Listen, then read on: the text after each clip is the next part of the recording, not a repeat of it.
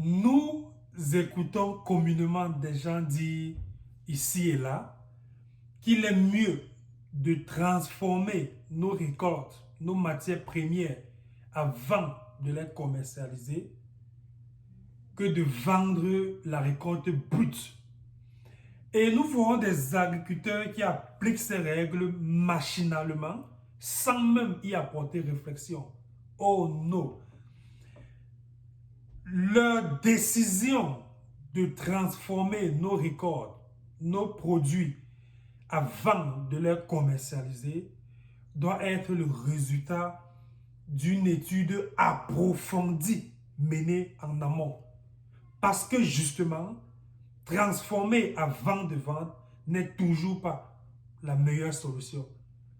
On entend ici et là dire, en ce qui concerne les tubercules de manioc, plus c'est de ça qu'il s'agit, qu'il faut les transformer en farine de tapioca, en farine de manioc, en bâton de manioc, en amidon, qu'il faut tout. Il est mieux de les transformer en ces dérivés avant de les vendre, afin de se faire plus de revenus. Faux! Dans cette vidéo, je vais vous montrer comment se faire des millions en vendant les tubercules de manioc bruts. Je vais vous montrer pourquoi parfois vous perdez énormément d'argent en transformant le manioc avant de le vendre que de vendre le produit brut. Observez cette vidéo et on se prend juste après. 5 hectares de manioc à perte de vue, je peux le faire voir. À perte de vue, ça va jusqu'au fond. 5 hectares de manioc qui avaient été semés. Et nous sommes en pleine récolte. On a récolté et on continue de récolter. Et pour ceux qui savent, le manioc avait été mis à dessin. Déjà, nous avons des fientes pures sur le sol pour enrichir le sol. De deux, quand nous avons anticipé, quand nous avons essayé de regarder le marché, on a anticipé des coûts élevés de manioc à pareil moment. Et tenez-vous bien, cela a tapé sec, cela a tapé vrai. Le manioc actuellement, je me trouve au Cameroun. Le manioc rouge est rare sur le marché. Il est excessivement cher. Le manioc rouge est rare, il est excessivement cher. Le prix a plus que doublé sur le marché. Et lorsque l'on charge la pick-up, lorsque l'on charge la Dina pour aller livrer, on ne fait même pas 30 minutes sur le marché. Même pas 30 minutes. Parce que des gens accourent, des gens affolent, des gens portent à l'immédiat. À l'immédiat, ça je peux le dire. Et je vais vous montrer une capsule d'écran. Et lorsque moi personnellement, avec mon véhicule personnel, j'avais porté quelques sacs pour aller livrer au marché. Et c'était un truc de ouf quoi. Un truc de ouf. Les sacs de manioc, normalement, chez les revendeuses, le sac de manioc rouge chez les revendeuses, au niveau de doigts là, il faut préciser, allait dans les environs de entre 7000 et 9000 dans cet intervalle. Maintenant sur le marché, le même sac monte jusqu'à 18 000, 19 000. Ceux et celles qui sont au Cameroun et qui ont récemment payé le manioc pourront me contredire. Ça monte jusqu'à 18 000, 19 000 le sac de manioc actuellement. Et c'est ce que nous faisons. Nous sommes en pleine récolte. On récolte, on récolte, on récolte. D'habitude, on dit, communément on dit que il est préférable de transformer que de vendre cru. Il n'y a jamais de règle sans exception. Dans ce cas, dans les présentes conditions du marché, le manioc fait l'exception à la règle. Transformer le manioc en bâton de manioc, en watafoufou, le manioc rouge, à l'instant que je vous parle, c'est une perte que de vendre le manioc en tubercule. On va voir, plein a déjà été récolté, tout ici a été récolté. De l'autre côté, nous n'avons pas encore récolté. Et au Vincent d'ici, on a encore du manioc qui n'a pas encore été récolté. Et nous sommes de plein pied en train de récolter pour vendre. Parce que le marché, c'est juste un truc de ouf, quoi. On l'avait prédit, on avait lu le marché, on l'avait vu venir et nous sommes allés à fond dedans. Cela va me faire anticiper sur une culture, la culture du palmier à huile. Parce qu'au moment où nous mettions ceci, on avait des partenaires, des amis qui se lançaient à fond dans le palmier à huile. Parce que justement, maintenant, le palmier à huile, c'est une denrée, c'est comme de l'or rouge. L'huile de palme, c'est comme de l'or rouge, ça coûte cher, les prix ont flambé. Et du coup, nous avons plein de personnes qui abattent des cacaoyères, qui détruisent les plantations pour mettre des palmiers à huile. Tellement ils sont nombreux, tellement ils se déversent. J'ai une question pour vous. D'habitude, on dit le palmier à huile, normalement, quand le prix augmente, ça ne baisse plus. Mais j'ai une question pour vous. Est-ce que d'ici 4 ans, 5 ans, lorsque tous ces pléthores, tous ces panoplies d'agriculteurs qui se sont jetés à fond dans le palmier à huile, selon vous, est-ce que les prix d'ici 4 ans, 5 ans vont continuer de flamber ou alors les prix vont baisser? Dans tous les cas, à Frischlin Farm, nous avons la réponse. Là, vous venez de voir nos 5 hectares de tubercules de manioc. Et je vous ai expliqué comment ou alors à combien nous vendons le sac du manioc brut. Peut-être lorsqu'on parle de sac, certaines personnes ne savent pas à quoi le sac ressemble. Peut-être dans ces vidéos, lorsque je dis nous ne faisons même pas 30 minutes au marché, tellement c'est recherché, peut-être les gens ne comprennent pas ou bien ne croient pas. Alors, observez cette vidéo où je suis personnellement sur le terrain au marché en train de vendre ces tubercules et on se prend juste après.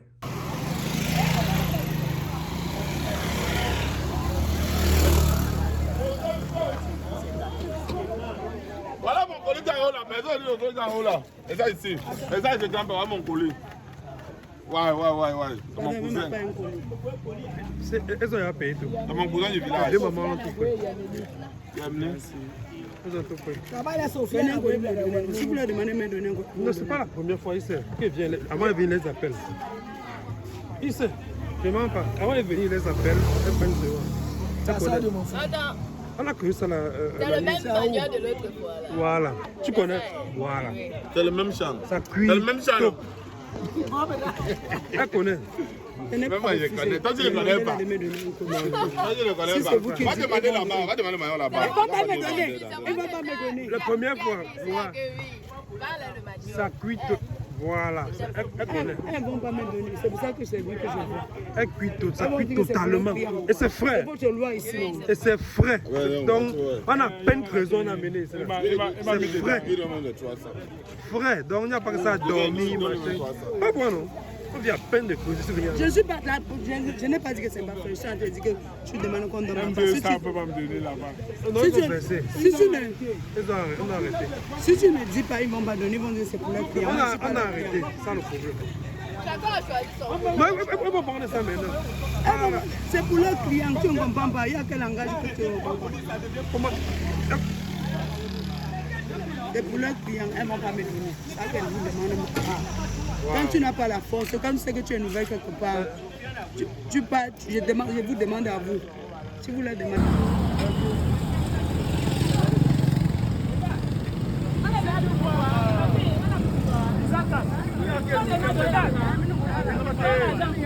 Allez, comme quoi. Les deux qui sont debout là. Oui. C'est pour ça là. Junior. C'est pour toi là.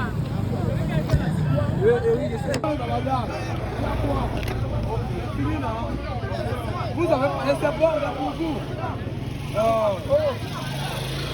Quand vous dites ça c'est pour moi, ça c'est pour moi, je sais pas. Ça va seulement sauter. Non.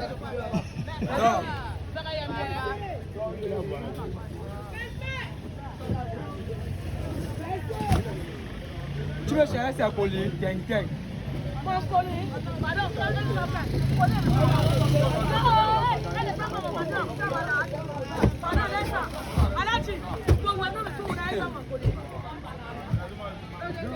C'est même mon frère.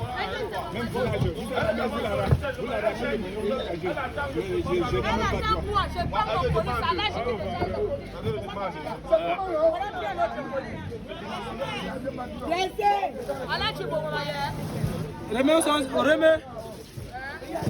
j'ai même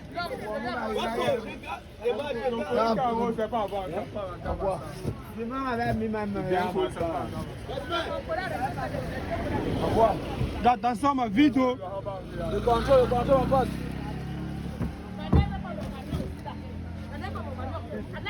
Et plus difficile là-bas à voir.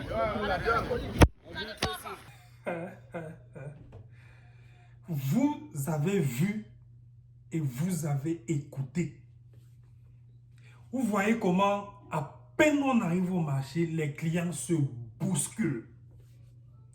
Vous écoutez les mamans me demander directement, pardon monsieur, est-ce que vous pouvez demander qu'on nous donne ne serait-ce qu'un seul sac? Parce que justement, nous avons déjà nos partenaires sur place, des mamans à qui nous venons livrer. Et ces mamans ont déjà leurs clients.